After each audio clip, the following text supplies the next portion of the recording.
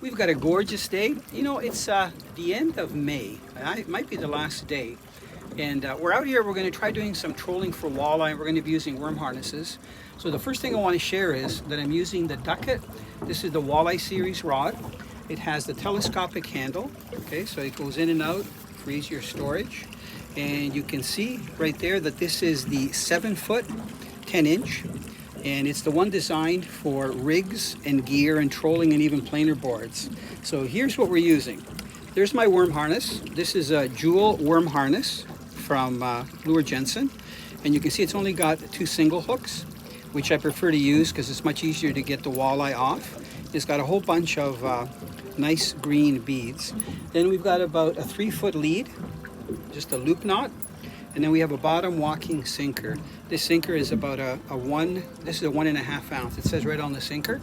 So for those of you that aren't familiar with bottom walking sinkers, it's like a pencil sinker or pencil lead that has a wire through it so that the wire touches the bottom like this, but the sinker stays off. So when you're trolling, it goes in this position. The whole idea is to go fast enough so that the weight is near the bottom, but you're not getting caught on the bottom and that the spinner is still spinning around. So to control the boat, this is a really neat tip. Look at what I've got here. I've got the controls in my hand. So this is the Panther steering system. It's the electro steering system, and I have the one that's actually on a cable. So I've got a long cable. I can go to the front of the boat if I want to. Now watch the motor. You can see the motor. This is my kicker. It's a 9.9. You can see the steering arm. If I want to go to the other side, I just push the button. So it's independent. So the actual steering system is right here. This is the Panther T5 steering system right here. And you can see the arm. The one thing that I have to tell you is that you need to have a motor that has a tube for a steering system. Originally I was going to put a 4 horsepower, 4-stroke on here because I like trolling slow for walleye. But I realized that it didn't have that steering tube. So what I mean by steering tube, from 8 horsepower and up, this is a 9.9, there's a tube there that the steering system goes through. And then the attachments are from Panther. So you can see on the far side, the actual steering arm that pivots back and forth. What we've also done is we rigged up the fuel to the kicker motor that's off the big tank. So I've got 2 bulbs to squeeze. And it's nice because I don't have to worry about filling a small, you know, a 2.5 or 5-gallon gas can. So I'm just going to go back to steering because this is nice because I can rig and I don't have to worry about jumping on the steering wheel or on the motor to rig. So I'm just going to get it in the right position. And what I'm going to do is I'm going to put a Nightcrawler on here. I see I've already caught a weed while I was talking. So the Nightcrawlers I learned years ago from fishing up north at Eagle Lake Island Lodge to put the Nightcrawlers on ice. So we've got a bit of wind this morning, so I'm just going to adjust the steering. I'll tell you, it's so nice to have that Panther system. You know, a lot of my friends that like to troll for walleye and other species of fish too, will run their kicker motor in one direction, and they'll use their electric trolling motor to direct which way they go, left or right. And that's okay, but I would rather steer this independently, save my electric trolling motor batteries if I'm going to be doing some casting or trolling just with the electric.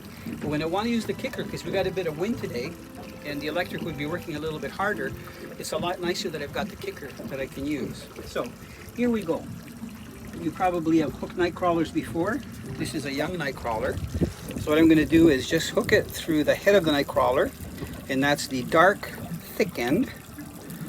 Just going to put it on like that, and then I'm going to take the second hook and put it near the end. Now, you know, I tell people that I fish with that details are important. The key to running these harnesses properly is to have the right speed. So you're going to come with me over here to the side, and we're going to show you the speed. So let's go over the side of the boat right here, and let's see how the harness looks. So you can see that the spinner is rotating nicely. We don't want it to go too fast, and we don't want the blade to stop. So this is perfect. So I've got my speed down just properly into the wind. Now it's time to set it for the right depth.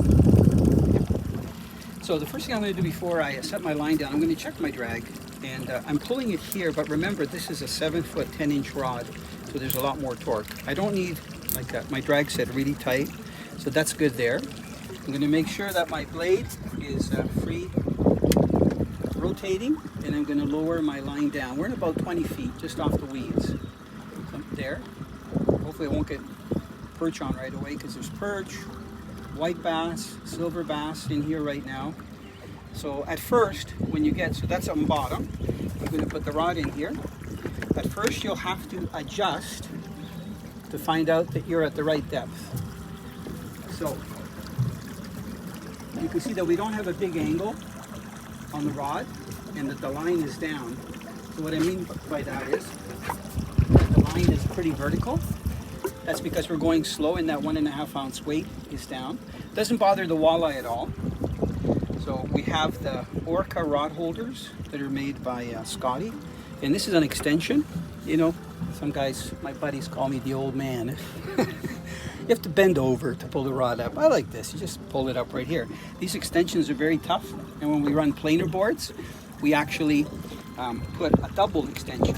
So the rod holder is up here because we want our rods nice and high, especially like the 7-foot 10-inch ones, so that our line goes right down at a big angle to the planer board. It doesn't hit the water and sometimes knock the planer board off. So I'm going to set the second rod and we're going to see if we can get a fish. So look, isn't this a nice steering system? I don't have to use the big motor and I don't have to use my electric. I'll tell you, Panther, the T5, that's the last generation of electro steering. It's amazing.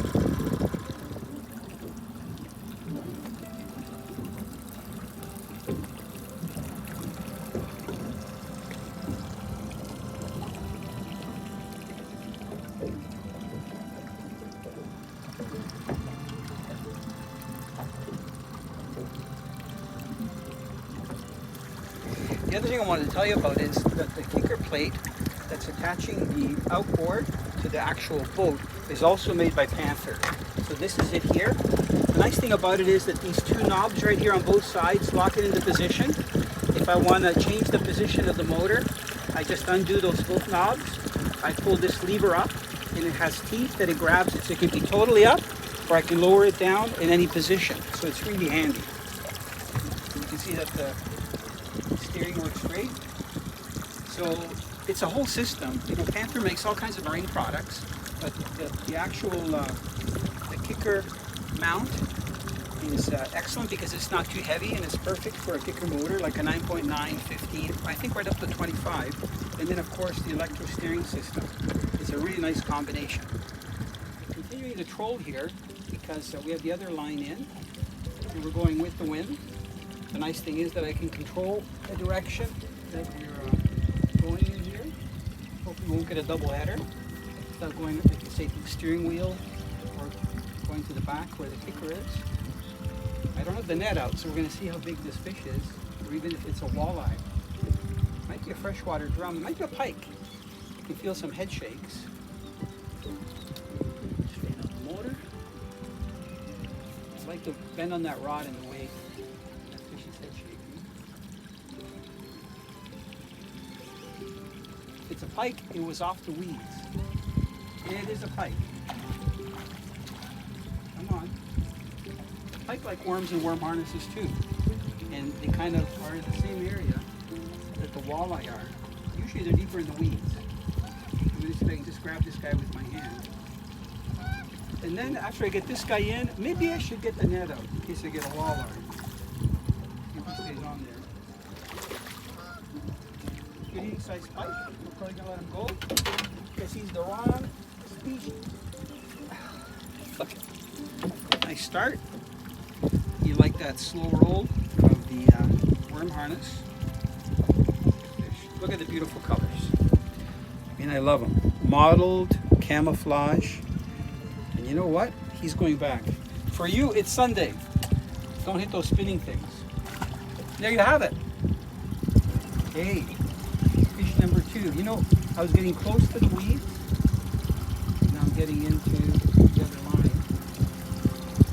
The fish was getting close to the motor. Let's see if I can get it up. Yeah. Is this what we're going for? Yes, it is. It's a walleye. So Look at that. Nice cedar walleye. So I'm just going to get it over here. Make sure the boat is in a good position here. You know, the nice thing about getting these fish trolling, they don't fight too hard. You don't have to jump on the rod like a salmon. He's only hooked on the back hook. You know why? He's perfect eating size. Notice that big net that we have. Because sometimes you get some big walleye. Here, let me just grab this guy out. It's a nice net because if the hooks go into the mesh, it's got like a vinyl coating, so they don't get stuck in it, which is good. There, look at. You might say, hey, that's a small walleye, but you know what? That's a good eating size fish. He's got nice fillets on there. And instead of putting him in the live well, what we're going to be doing is putting him in the cooler. So we've got ice in here. So there we go. One walleye for lunch. Thank you, steering system.